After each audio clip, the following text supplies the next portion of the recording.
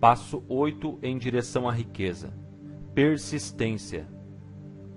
Você reconhecerá e eliminará certas fraquezas que estão entre você e seus objetivos. Sua persistência se desenvolverá num poder respeitado, provado e progressivo.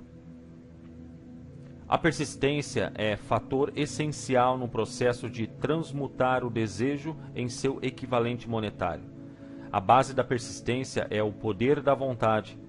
Força de vontade e desejo, se combinados corretamente, formam um par irresistível. Homens que acumulam grandes fortunas geralmente são conhecidos como de sangue frio e, às vezes, cruéis. Muitas vezes são mal interpretados. O que têm é força de vontade, que misturam a persistência, colocando-a por trás dos desejos para assegurar a consecução de seus objetivos. A maioria das pessoas está pronta para alijar objetivos e propósitos, desistindo ao primeiro sinal de oposição ou má sorte. Alguns continuam, apesar de toda a oposição, até a meta. Pode não ter significado heróico a palavra persistência, mas essa qualidade está para o caráter do homem como o carvão está para o aço. A construção de uma fortuna geralmente envolve a aplicação dos 13 princípios desta filosofia. Esses princípios devem ser entendidos e aplicados com persistência por todos os que acumulam dinheiro. Desejo fraco produz resultados fracos. Se você está acompanhando o livro com a intenção de aplicar o conhecimento que oferece, seu primeiro teste de persistência será quando começar a seguir os 6 passos descritos no 2º capítulo, a não ser que você seja um dos 2 em 100 que já tem o objetivo definido na mira e plano definido para alcançá-lo. Poderá ler as instruções, depois continuar com a rotina diária, sem jamais seguir as instruções. Falta de persistência é uma das causas principais de fracasso. Além disso, a experiência com milhares de pessoas provou que a falta de persistência é fraqueza comum à maioria dos homens. Trata-se de fraqueza que pode ser vencida pelo esforço. A facilidade com que a falta de persistência pode ser vencida dependerá inteiramente da intensidade do desejo de cada um. O ponto de partida de toda a realização é o desejo. Mantenha isso sempre em mente. Desejos fracos produzem resultados fracos, assim como pequena quantidade de fogo produz pequena quantidade de calor. Se você achar que lhe falta persistência, essa fraqueza pode ser remediada ateando fogo mais forte aos seus desejos. Continue a ler até o fim. Depois volte ao capítulo do desejo e comece imediatamente a seguir as instruções dadas com relação aos 6 passos. O interesse com que seguir as instruções indicará claramente quanto ou quão pouco você realmente deseja acumular dinheiro. Se se achar indiferente, pode estar certo de não ter adquirido ainda a consciência do dinheiro, que deve se possuir antes de ter certeza de poder acumular fortuna. Fortunas gravitam em torno aos homens cujas mentes foram preparadas para atraí-las, com a mesma certeza da água que se dirige para o oceano. Se se achar fraco em persistência, centralize a atenção nas instruções contidas no capítulo sobre o poder. Cerque-se de um grupo de mente superior e, através dos esforços cooperantes dos membros do grupo, poderá desenvolver persistência. Encontrará instruções adicionais para o desenvolvimento da persistência dos capítulos sobre a autossugestão e o subconsciente. Siga as instruções esboçadas naqueles capítulos até sua natureza habitual fornecer ao subconsciente um retrato claro do objetivo de seu desejo. Desse ponto em diante, você não será prejudicado pela falta de persistência. O subconsciente trabalha continuamente enquanto você está acordado e enquanto dorme. A magia da consciência do dinheiro. Esforço espasmódico ou ocasional para aplicar as regras não lhe será de valor algum. Para conseguir resultados, você deve aplicar todas as regras até que sua aplicação se torne hábito fixo. De nenhuma outra forma você poderá desenvolver a necessária consciência do dinheiro.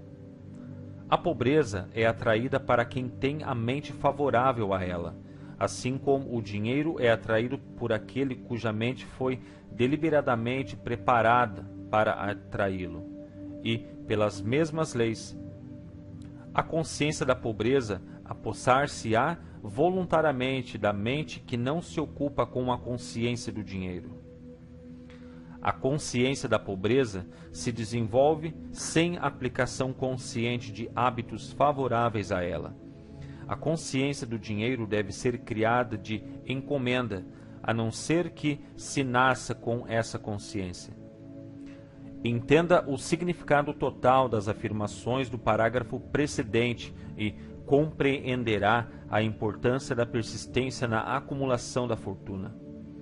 Sem persistência, você será derrotado antes mesmo de começar. Com persistência, vencerá. Se alguma vez você já teve um pesadelo, compreenderá o valor da persistência. Você está deitado na cama, semi-acordado, com a sensação de estar sufocando. É incapaz de virar-se ou de mover um músculo. Percebe que deve começar a readquirir o controle sobre seus músculos. Através de persistência e esforço de vontade, consegue finalmente mexer os dedos de uma das mãos. Continuando a mover os dedos, você estende o controle aos músculos de um dos braços, até poder erguê-lo. Depois consegue controlar o outro braço da mesma maneira. Finalmente, adquire controle sobre os músculos de uma das pernas, depois sobre os da outra.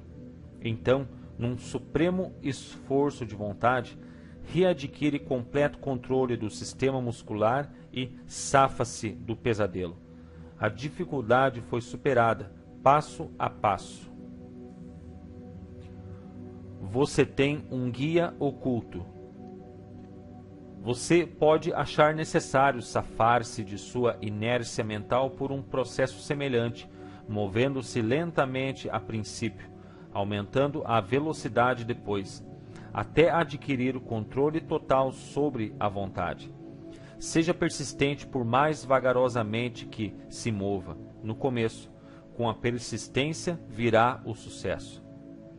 Se escolher seu grupo de mente superior, com cuidado, terá nele pelo menos uma pessoa que o ajude a desenvolver a persistência. Alguns homens que acumularam grandes fortunas fizeram-no por necessidade. Desenvolveram o hábito da persistência por terem sido tão perseguidos pelas circunstâncias que tiveram de se tornar persistentes. Os que cultivam o hábito da persistência parecem gozar de um seguro contra o fracasso. Não importa quantas vezes sejam derrotados, chegam, no final, ao topo da escada. Às vezes, parece haver um guia oculto, cujo dever é testar os homens através de todas as espécies de experiências desanimadoras. Aqueles que se reerguem após a derrota e continuam tentando alcançam, e o mundo o aplaude. Viva! Sabia que você seria capaz. O guia oculto não permite que ninguém consiga grandes realizações sem passar o teste da persistência. Os que não conseguirem vencê-lo simplesmente não passam no exame. Os que conseguirem vencê-lo são generosamente recompensados por sua persistência. Alcançam, como compensação, qualquer meta que perseguem. E isso não é tudo. Recebem algo infinitamente mais importante que a compensação material, o conhecimento de que toda a derrota traz consigo a semente de uma vantagem equivalente. Derrota, condição temporária. Há exceções a essa regra. Algumas pessoas conhecem, por experiência, a solidez da persistência. São os que só aceitaram a derrota como algo temporário. São aqueles cujos desejos são postos em evidência com tal persistência que a derrota, no fim, se transforma em vitória. Nós que estamos nas linhas secundárias da vida, vemos um número assustadoramente grande dos que são derrotados, para nunca mais se reerguerem. Vemos os poucos que aceitam o castigo da derrota como um impulso para um esforço maior. Esses, felizmente, nunca aprendem a aceitar a marcha, a ré da vida. Mas o que não vemos, o que a maioria de nós nem sequer suspeita que exista, é o poder silencioso, porém irresistível, que vem salvar os que continuam lutando, mesmo em face da adversidade. Se falarmos nesse poder, poderemos chamá-lo de persistência e ficar nisso. Uma coisa todos nós sabemos: se não se possuir persistência, não se alcança sucesso valioso em nenhuma profissão. Ao escrever essas linhas, ergo os olhos do meu trabalho e vejo, diante de mim, a menos de um quarteirão, a grande e misteriosa Broadway, cemitério de esperanças mortas e antessala da oportunidade. Do mundo inteiro vem gente a Broadway. A cata de fama, fortuna, poder, amor ou o que quer que os seres humanos chamem de sucesso. Uma vez ou outra, alguém se destaca da longa procissão de aspirantes e o mundo ouve dizer que mais um dominou a Broadway. Mas a Broadway não é fácil ou rapidamente conquistável. Ela só reconhece talento, aceita o gênio, recompensa em dinheiro depois que a pessoa se recusa a desistir. Sabemos então que descobriu o segredo de como conquistar a Broadway. O segredo está sempre, inseparavelmente, ligado a uma palavra: persistência. O segredo é contado na luta de Fannie Hurst, cuja persistência conquistou a grande Estrada Branca. Chegou a Nova York em 1915 para converter seus escritos em riquezas. A conversão não chegou logo, mas chegou. Durante 4 anos ela conheceu os caminhos secundários de Nova York. Em experiências de primeira mão, passava os dias trabalhando e as noites esperando. Quando a esperança se tornou fraca, ela não disse: "Está bem, Broadway, você ganhou", mas sim: "Está bem, Broadway, você pode bater alguns, mas não a mim. Vou forçá-la a desistir." Um editor The Saturday Evening Post enviou-lhe 36 cartões de recusa, antes que ela conseguisse quebrar o gelo e ter um conto aceito. O escritor médio, como o médio em qualquer setor da vida, teria desistido da tarefa, ao chegar o primeiro cartão de recusa. Ela, porém, martelou as calçadas durante 4 anos, porque estava determinada a vencer. Depois chegou a recompensa. Quebrara-se o encanto. O guia oculto testara Fannie Hurst, e ela aguentara firme. Daí em diante, editores abriam caminho à sua porta. O dinheiro chegou com tal rapidez que ela mal tinha tempo de contá-lo. Logo foi descoberta pelo pessoal do cinema e, então, o dinheiro não veio mais como troco miúdo, mas como inundação. Eis uma descrição sumária do que a persistência é capaz de alcançar. Fannie Hurst não é nenhuma exceção. Onde quer que homens e mulheres acumulem grandes riquezas, esteja certo de que primeiro adquiriram persistência. A Broadway dará uma xícara de café e um sanduíche a qualquer mendigo, mas exige persistência dos que procuram grandes prêmios. Kate Smith dirá amém ao ler isso. Cantou durante anos, sem dinheiro e sem preço, diante de qualquer microfone que pudesse alcançar. A Broadway lhe disse: venha conquistar o que quer. Se aguentar. Ela aguentou até que, num dia feliz, a Broadway se cansou e disse: que adianta? Você não percebe quando é derrotada. Por isso, diga seu preço e comece a trabalhar de verdade. A senhorita Smith estabeleceu o preço. Era bem alto. Qualquer um pode aprender persistência. A persistência é um estado de espírito, portanto, pode ser cultivada, como todos os estados de espírito. Baseia-se a persistência em causas definidas, entre as quais temos: 1. Propósito definido. Saber o que se deseja é o primeiro e, talvez, o passo mais importante para o desenvolvimento da persistência. O motivo forte faz superar muitas dificuldades. 2. Desejo. É comparativamente fácil adquirir e manter persistência, ao perseguir o objetivo de um desejo intenso. 3. Autoconfiança. Acreditar na própria capacidade de realizar um plano anima a seguir o plano até o fim, com persistência. A autoconfiança pode ser desenvolvida pelo princípio descrito no capítulo da autossugestão. 4. Planos definidos. Planos organizados, mesmo que sejam fracos e inteiramente impraticáveis, estimulam a persistência. 5. Conhecimento preciso. Saber que nossos planos são sólidos, baseados na experiência ou na observação, encoraja a persistência.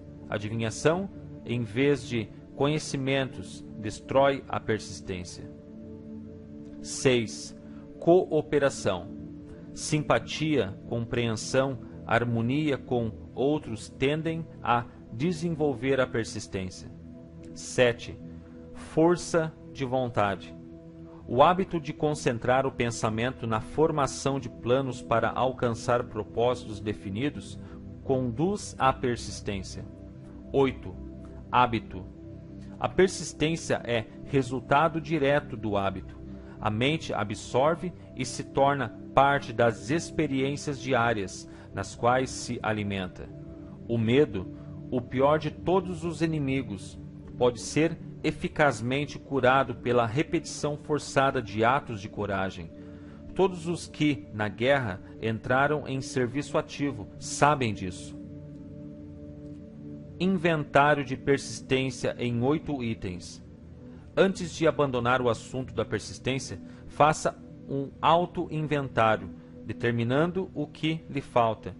Se é que lhe falta, nesse setor, de tão essencial qualidade. Meça-se corajosamente, ponto por ponto, e veja quanto dos 8 fatores de persistência lhe faltam. A análise pode levar a descobertas que lhe darão um novo poder sobre si mesmo. Aqui encontrará os verdadeiros inimigos que se colocam entre você e realizações de valor.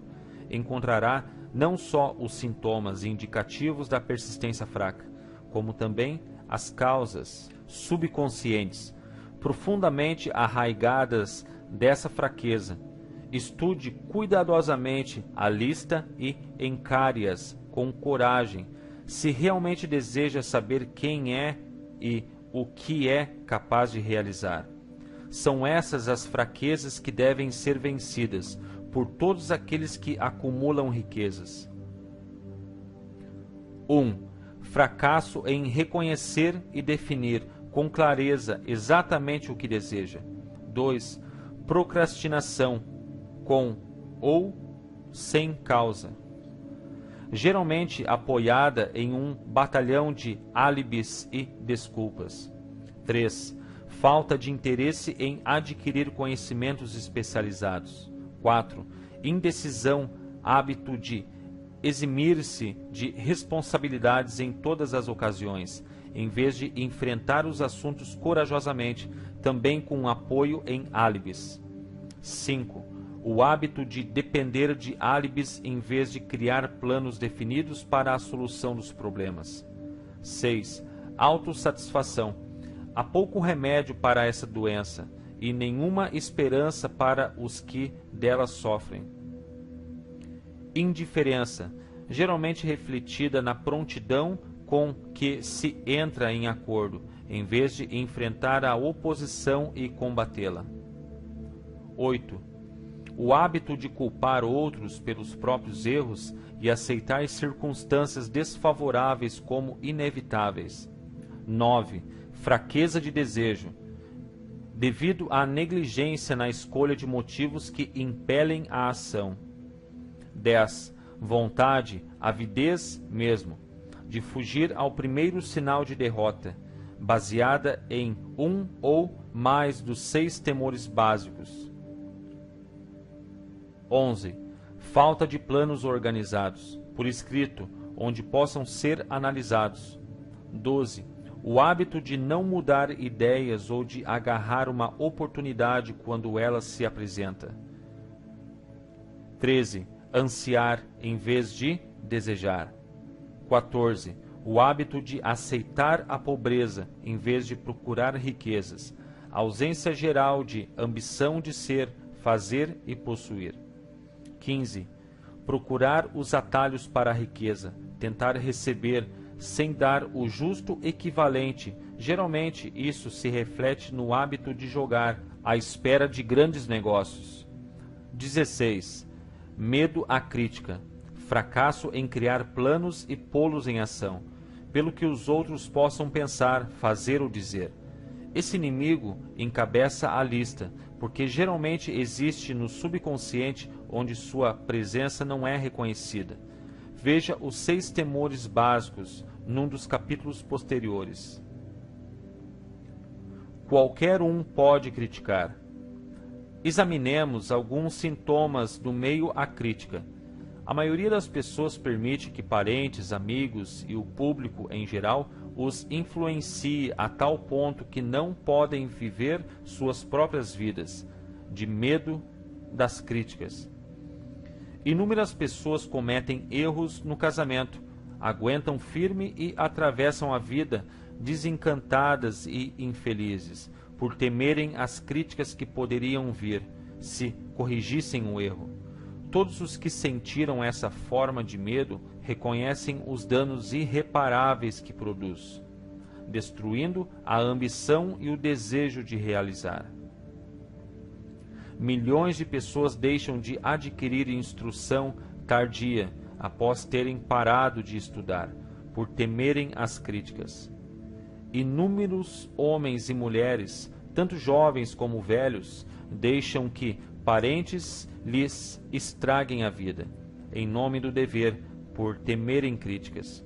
O dever não requer que alguma pessoa se sujeite à destruição de suas ambições pessoais e do direito de viver a própria vida, da maneira que quiser. As pessoas se recusam a arriscar-se nos negócios, por temerem as críticas que podem surgir se falharem. O medo à crítica, em tais casos, é mais forte que o desejo de sucesso. Muita gente se recusa um alto objetivo ou deixa de escolher uma carreira, por temer a crítica de parentes e amigos que possam dizer: não tenha metas tão altas, vão pensar que você é louco. Quando Andrew Carnegie sugeriu que eu dedicasse 20 anos à organização de uma filosofia de realização individual, meu primeiro impulso de pensamento foi o de medo. Medo do que as pessoas pudessem dizer. A sugestão deu-me um objetivo bem mais fora de proporção do que tudo que até então concebera.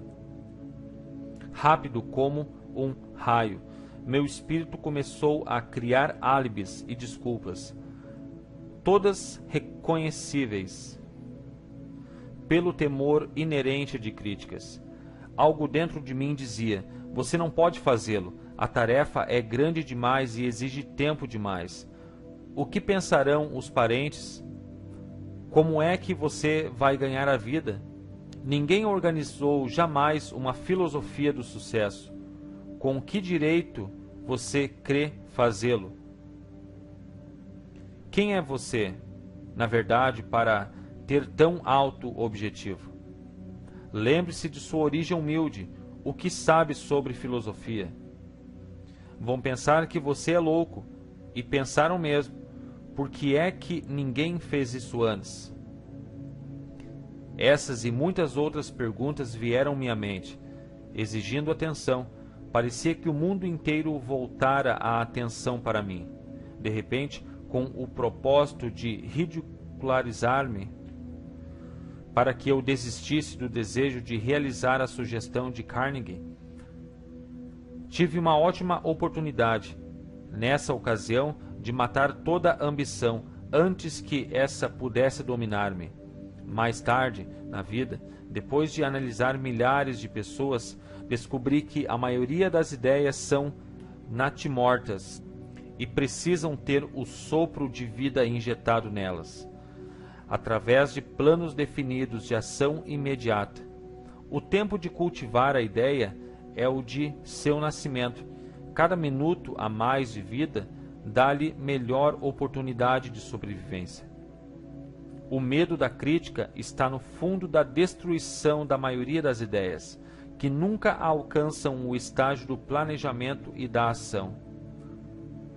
Criaram suas próprias oportunidades. Muita gente crê que o sucesso seja resultado de oportunidades favoráveis. Existe certa base para tal crença, mas os que dependem completamente da sorte ficam quase sempre decepcionados, porque se esquecem de outro fator importante, imprescindível para que se tenha certeza do sucesso, e o conhecimento com o qual oportunidades favoráveis podem ser feitas de encomenda. Durante a depressão, o comediante W.C. Fields perdeu todo o dinheiro e se encontrou sem renda, sem emprego e sem meios de subsistência.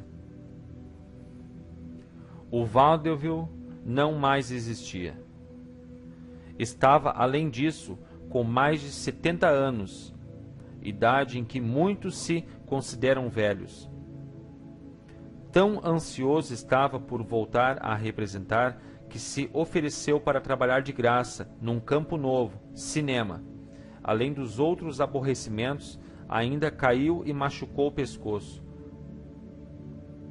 Para muitos, esse teria sido o momento de desistir e fugir, mas Fields era persistente. Sabia que se continuasse teria oportunidades, mais cedo ou mais tarde, e foi o que aconteceu, mas não por pura sorte. Marie Dressler achou-se totalmente sem recursos, sem dinheiro, sem emprego, quando estava na casa dos 60. Também ela procurou oportunidades e teve-as. Sua persistência trouxe-lhe assombroso triunfo tarde na vida, muito além da idade em que a maioria dos homens e mulheres não mais tem ambição de realizar. Ed Cantor perdeu o dinheiro no colapso da bolsa em 1929, mas possuía ainda persistência e coragem. Com isso, mais 2 olhos proeminentes, voltou a ter uma renda de $10.000 semanais. Em verdade, com persistência, é possível continuar, mesmo sem muitas outras qualidades. A única oportunidade em que se pode ter o luxo de confiar é a oportunidade feita por nós mesmos. Essa vem da aplicação da persistência. O ponto de partida é o propósito definido. Tudo o que queriam era um ao outro. Era uma vez um homem que era rei de grande império. Em seu coração, todavia, não era rei, e sim um homem solitário, como príncipe de Gales. Por mais de 40 anos, foi alvo de princesas casadoras de toda a Europa, que se encontravam a seus pés. Não podia ter vida particular. E quando se tornou Eduardo VI, enfrentou um vazio pessoal dificilmente entendido por seus alegres súditos. Vazio só poderia ser preenchido pelo amor. E o Wallis Simpson? 2 vezes, não tendo encontrado amor, tivera a coragem de continuar a busca. Seu primeiro dever era amar. Qual a coisa mais importante do mundo? O mestre chamou-a de amor. Não regras impostas pelo homem, críticas, amargura ou calúnia. Não o casamento político, e sim o amor. Ao pensar em Wallis Simpson, pense em alguém que saiba o que queria e abalou um grande império para obtê-lo.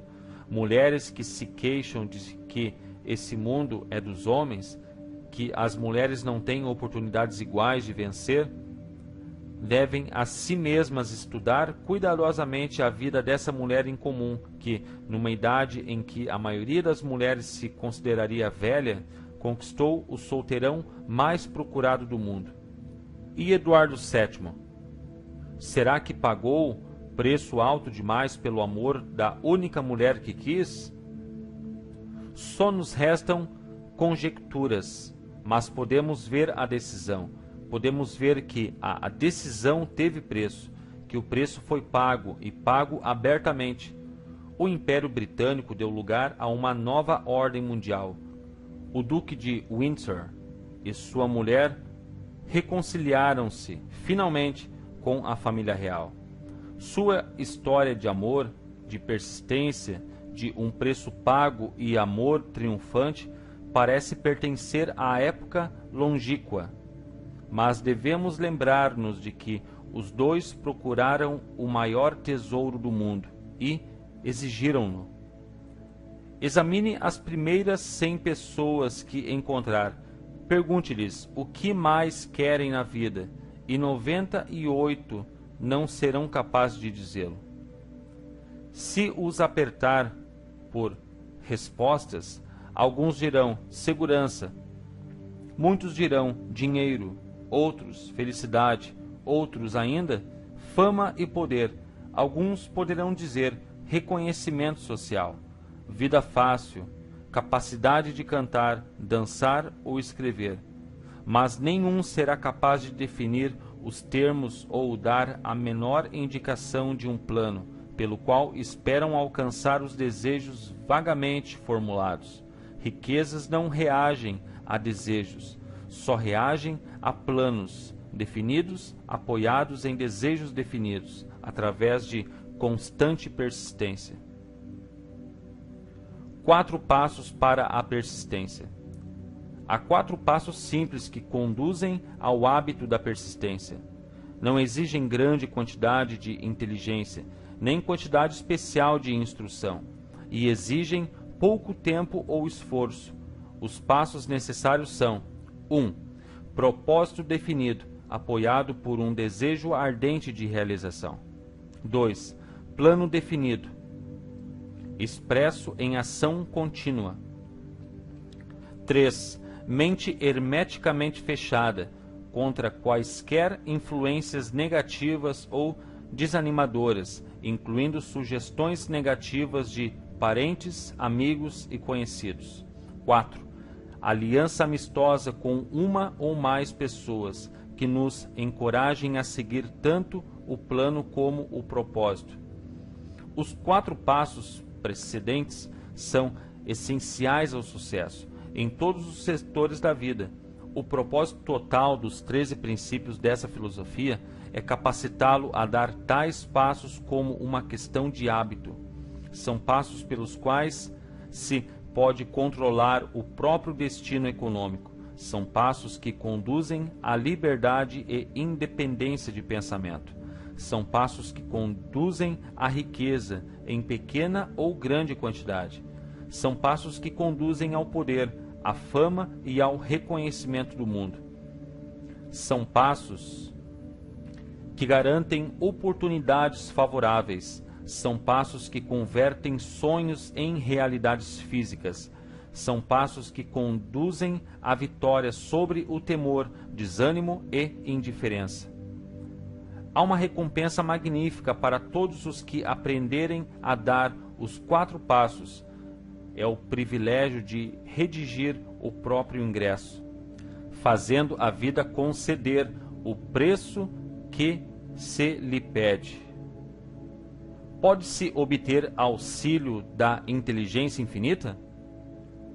Qual o poder místico que dá aos homens de persistência a capacidade de dominar as dificuldades?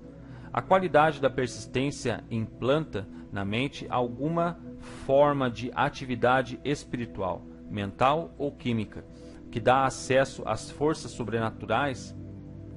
A inteligência infinita se coloca ao lado da pessoa que luta mesmo depois que a batalha foi perdida, com o mundo inteiro do lado oposto? Essa e muitas outras perguntas similares surgiram-me na mente ao observar homens como Henry Ford, que começou do nada e construiu um império industrial de vastas proporções, com pouco mais no início que a persistência, ou Thomas Edison, que com menos de 3 meses de escola se tornou o maior inventor do mundo, convertendo a persistência na máquina de falar, na máquina de filmes e na luz incandescente, para não mencionar meia centena de outras invenções úteis. Tive o feliz privilégio de analisar tanto Edison como Ford, ano após ano, num longo período de anos. Daí a oportunidade de estudá-los de perto, o que me faz falar com conhecimento de causa ao dizer que não achei outra qualidade senão a persistência em nenhum deles que mesmo remotamente sugerisse a fonte principal de suas realizações. Consideremos, por exemplo, a estranha e fascinante história de Maomé. Analisemos sua vida, comparando-a a homens de realizações nessa época moderna de indústria e finanças, e observemos como todos eles têm um traço predominante em comum: a persistência. Se você está vivamente interessado em estudar o estranho poder que dá potência à persistência, leia uma biografia de Maomé, principalmente a de Essad Bey. Essa breve apreciação do livro, feita por Thomas Sugury no Herald Tribune, fornecera uma amostra do que irão saborear os que consagrarem o tempo necessário à leitura da história toda de um dos exemplos mais assombrosos do poder de persistência que a civilização conhece. O último grande profeta. Apreciação de Thomas Sugury. Maomé era profeta, mas nunca fez nenhum milagre. Não era místico, não possuía instrução formal e só começou sua missão aos 40 anos.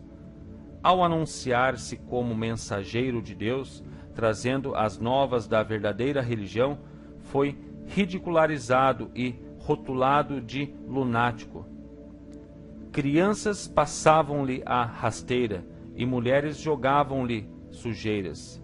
Foi banido de sua cidade natal, Meca, e seus seguidores privados dos bens e mandados ao deserto, para junto dele.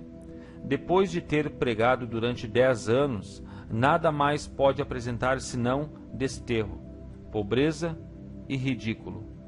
Entretanto, antes que outros 10 anos se passassem, era ditador da Arábia, governador de Meca e líder de nova religião mundial, que se alastraria até o Danúbio e os Pirineus. Antes de exaurir o ímpeto que ele lhe dera, esse ímpeto era triplo: poder de palavras, eficácia da oração e o parentesco do homem com Deus. Sua carreira não tinha sentido. Maomé nasceu de membros empobrecidos de uma família importante de Meca. Meca, encruzilhada do mundo, abrigo da pedra mágica chamada de Caaba, grande cidade do comércio de todas as rotas comerciais, por ser anti-higiênica, mandava suas crianças para o deserto para serem criados pelos beduínos.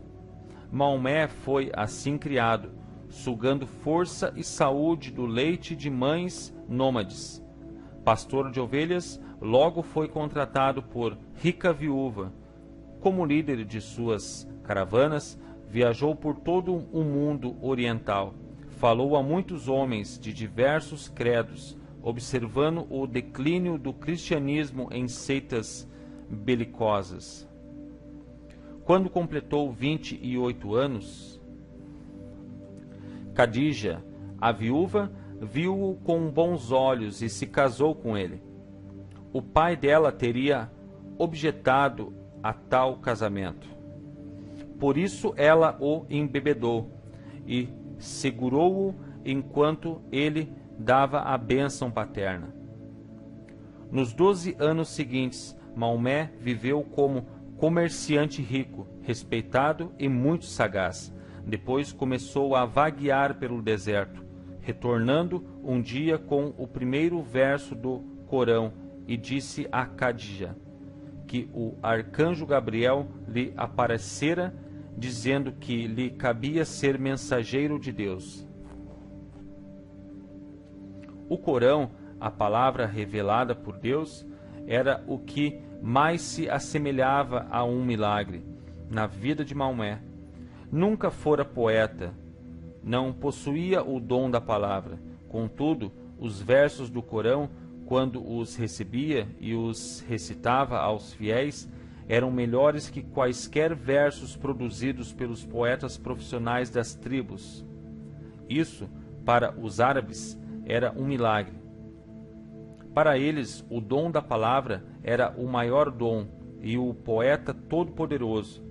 Além disso, o Corão dizia que todos os homens eram iguais perante Deus e que o mundo deveria ser um estado democrático, o Islã. Foi essa heresia política, mais o desejo de Maomé de destruir os 360 ídolos do pátio da Caaba, que causaram seu banimento.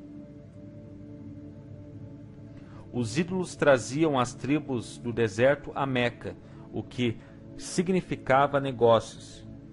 Por isso, os comerciantes de Meca, os capitalistas, dos quais Maomé fizera parte, caíram sobre ele. Retirou-se então para o deserto e proclamou a soberania sobre o mundo. A ascensão do Islã começou. Do deserto veio a chama que não mais se extinguiria, um exército democrático, lutando como uma unidade só e preparado a morrer sem pestanejar. Maomé convidara judeus e cristãos a unir-se a ele, pois não estava criando uma nova religião. Chamava a todos os que acreditavam num único Deus para que se unissem numa única fé. Tivessem os judeus e cristãos aceito seu convite, o Islã teria conquistado o mundo. Não o fizeram, nem sequer aceitaram a inovação de Maomé, de uma guerra mais humana. Quando os exércitos do profeta entraram em Jerusalém, ninguém foi morto por causa da fé professada. Séculos depois, quando os cruzados entraram na cidade, nenhum homem, mulher ou criança muçulmana foi poupada. Os cristãos só aceitaram uma ideia muçulmana, o lugar de estudo, a universidade. Pontos a fixar. A persistência transforma o caráter como o carbono modifica o ferro quebradiço em aço invencível.